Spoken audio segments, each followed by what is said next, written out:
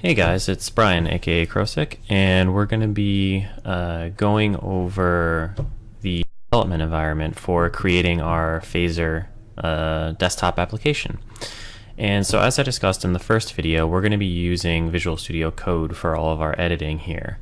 You can find it online pretty easily and download it and install it to your computer.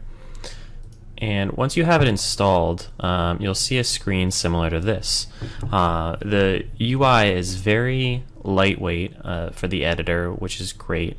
And it has a lot of extensibility where you can go in and download different extensions that people have authored to extend the abilities of the editor. So what I'm going to show you is a couple of extensions that I've downloaded, and you can open up the extensions UI by either clicking on the button over here, or you can hit Control Shift and X. Now I have a bunch of different extensions installed for various things I do with the editor, but I'll go over just a few that I find particularly effective for development with TypeScript and Phaser.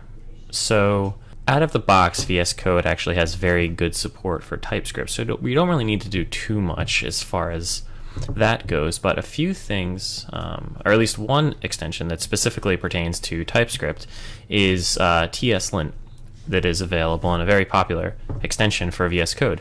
And basically this just adds in TypeScript linting for VS Code. And if you've never used a linter before, essentially what it is a static analyzer for your code to just give you an idea of things that might be wrong. So that might include things like if you're using the wrong type of variable in a function call based on that function call's signature, or if you just have incorrect syntax or different things like that. It just helps you catch errors very quickly before you actually run your application. Another extension that I find to be very helpful is To-Do Tasks. And To-Do Tasks gives you an interface to create these nice kind of, well, to-do tasks. And you can go through and simply be able to complete them very easily, cancel them, tag them, and they'll also have a timestamp of when you completed everything. It just gives you a way to structure your tasks that you want to complete in your project in a really quick way. So I like that a lot. And one other thing that's useful for anybody else who's also coming from Sublime, as I was, I like the extension that I believe, Microsoft actually authored for Sublime Text Key Map. And so this basically just adds a few keyboard shortcuts that we're used to from Sublime. Now in the previous video I've talked about the GitHub repository that I slightly modified to have the addition of TypeScript to kickstart a development using Phaser and Electron. So we'll be starting with this, and VS Code actually has great Git integration, and it actually offers the ability to clone a Git repository directly from a URL, or you can actually just use your regular command line tools if you have Git installed on your system. If you don't have Git installed, that's something you're going to want to do first. So we can actually open up a terminal by hitting Control and the backtick or tilde key, which opens up terminal. So I'm just going to go to my directory for game development with Phaser, and we will go ahead and take our repository, clone it to the local directory right here. And so if we go into that directory, we can launch VS Code in this directory, opening up a new window by typing code and dot signifies the current directory that we're in. In other words, the directory that we just cloned from our Git repository. So if we execute that, we get a new window that has all of the files that we downloaded from the GitHub repository. So a very quick walkthrough of the different files that we have in this project. The TypeScript config file basically lets the TypeScript compiler know what files to compile and what to compile it into. Now, as you remember, TypeScript is a superset of JavaScript, and all of TypeScript actually just gets compiled down to regular JavaScript. And so in here, we're telling it what type of JavaScript we want to compile it to. So we're saying that we want to compile it to ES5 JavaScript and use the system module framework. Also, we want to keep in the source maps, and that allows us to better debug things. So you'll see later on down the line that when we're actually debugging the program, we can look at the actual corresponding TypeScript code as opposed to the outputted JavaScript code. And we set watch to true to be able to have the compiler run in watch mode. And so when changes are made to files, it automatically gets recompiled and we're all set to go. So that way you don't have to keep on rerunning your compiler. The include array just tells the TypeScript compiler which TypeScript files to compile. And so in this case, we're looking in the app directory and any subdirectory of the app directory, which is what the two stars symbolize, and any file that has the TypeScript file extension. And one thing that we want to exclude is any of our TypeScript definition files that are included. And those TypeScript definition files are basically signature files that can tell VS Code, okay, here's function XYZ, and it takes parameters A, B, and C. All of those are type int. So that's how we can get some of this real intelligent IntelliSense, as VS calls it, when we're writing our code. And you'll of course see that when you work with it and when you see some of the code writing that we do momentarily. So main.js is the main entry point of our Electron application. You don't need to completely understand what's going on in this file, but it's fairly simple. All we're doing is instantiating our Electron application and creating our browser window. Electron operates in having these browser windows, and so if you recall from the first video, all Electron is a web application that's wrapped up inside of a local instance of the JavaScript engine and becoming a desktop application. So any application that's actually running via Electron is just a series of essentially Chrome browser windows, and that's all we can think about it as. And with that, we actually get some kind of neat stuff. So we're able to actually be able to load in our main window the index.html file that we have in our application folder. And basically that's the entry point of the application, and that's what's going to start up everything and have our Phaser app actually run. You can see the instantiation of the main window right here where we specify some minimal options. We just have a width and a height of the Electron window. And that can be changed to whatever you want it to be. And you'll see how that affects things down the line.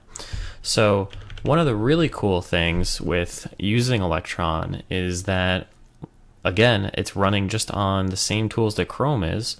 So we actually have access to the dev tools, which is pretty great. So we can actually debug, inspect elements and everything right with the Chrome dev tools that you're used to.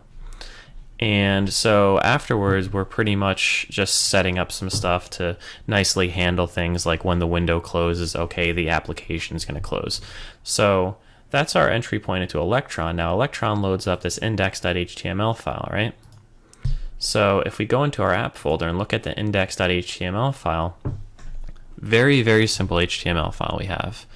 All we've set up here is a very simple web page that just has two scripts, our Phaser script and the game JavaScript file. The game JavaScript file is going to be the combination of all of our TypeScript files combined into this one game JavaScript file. And so the inclusion of these two scripts is all we need to actually run our Phaser game. And from there, all we have to do is worry about modifying our TypeScript files inside of this application folder, and those will all get compiled down to the single game JavaScript file. And all we have to do is concern ourselves with writing the actual TypeScript, and all of that is going to get compiled down to the single game JavaScript file that we include here in our application. So a very quick overview of how things are laid out here. The main entry point for the Phaser application is contained inside this app TypeScript file. And so in here, we're starting up a main state, and we'll go over states in a future video, and we're starting our phaser game with some actual parameters. And we'll go into all of this in more detail in future videos, but I just want to give you a layout of everything that you see here. So we can keep any of our assets inside the asset folder, so any of the images that we need to do can all be contained here. Any of our states, which is the main kind of structure that phaser games have, can all be kept here. And then we've got our TypeScript definition files that are here that just help us with coding. And what that will allow us to do is when we're typing, VS Code will actually know what the definitions of everything are. So it knows that this game object is a phaser.game type, and when we're acting on it, we can actually see all of its properties and its methods and be able to really have some nice IntelliSense on what we're actually doing with the game. So now that you've got the general structure of everything laid out, we want to install any of the node modules that are required for this project. So to do that, it's very simple. Everything's included in the package.json file. You can open up your terminal inside of VS Code with, again, control and tilde or the backtick key. And all we have to do is type npm install. And this will go through and actually install all of the requirements for the project. And there's a few others that we'll have to install as global packages after this, but we'll do that once this is done. Okay, so now that those packages are installed, there are a few other ones that you're going to have to install. npm install TypeScript is one of the main ones, of course, that's required for actually being able to compile the TypeScript into JavaScript. And another main thing that we need to be able to install is Electron. Now, I'm installing this with the -g flag to set it as a global package, and that way we can instantiate it with just the Electron command. Okay, and now that Electron's installed, you can see that we're able to actually just run the Electron binary, and it pops up with just a kind of placeholder window. Now, to launch your actual application, it's extremely simple. All you have to do is type Electron and the directory you want to launch your Electron app from. In this case, it's our current directory. So by launching Electron, we can actually have our game pop up. And so this is actually our phaser game right now being run as an actual desktop application. And you can see that the Chrome dev tools are available, and we can actually go in and look at any of the code, look at any of the elements we want to check out, and be able to really do some good debugging with access to these dev tools. So that's great. Now, you're not going to want to come in and run Electron dot in the console every single time. So what VS Code has is a task runner. And all that means is that you can tell VS Code to be able to run certain tasks. So for instance, you can have a build task that's accessed with Control-Shift-B, and in this case, what we've already configured here is to have the application run Electron. So by hitting just Control-Shift-B, we're able to start up our Electron application and be able to have it run just like we normally would as if we instantiated it from the console. Now you can see that in the VS Code tasks.json file. So all this is saying here is that we want to run a command, which is Electron.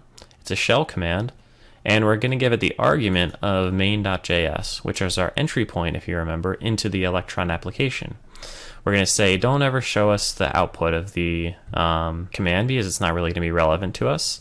And we have a problem matcher, but that's not really relevant in this case. Now, when you're modifying the TypeScript files, what you're going to want to have running in the background, and this is something that I run from the console usually, is the TypeScript compiler.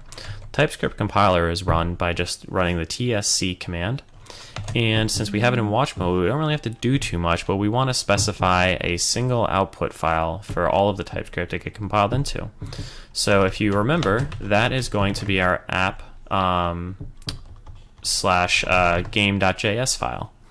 And what this will do is it'll take all of the TypeScript files that we wanted it to compile, which we've defined here as this pattern.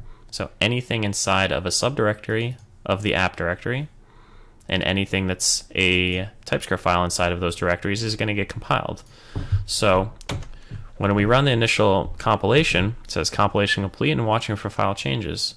So let's go in and make a modification to something. So let's say we want to we'll increase the width of the internal Phaser window. So after I saved it, you can see that down here the TypeScript compiler actually saw that there was a file change and went ahead and compiled those changes. So now if we run the Electron Phaser application again, and again this is with Control-Shift-B, we can run it, and you can actually see that the Phaser application window is much wider. And that's because, of course, the change that we made inside of the instantiation of our Phaser game up here. So now you're pretty much armed with the ability to set up your development environment, get Phaser and Electron running for the first time, and now we can actually go in and start programming our game. With that said, I'll see you next time. Like and subscribe if you enjoyed the video, and I'll see you in the next one.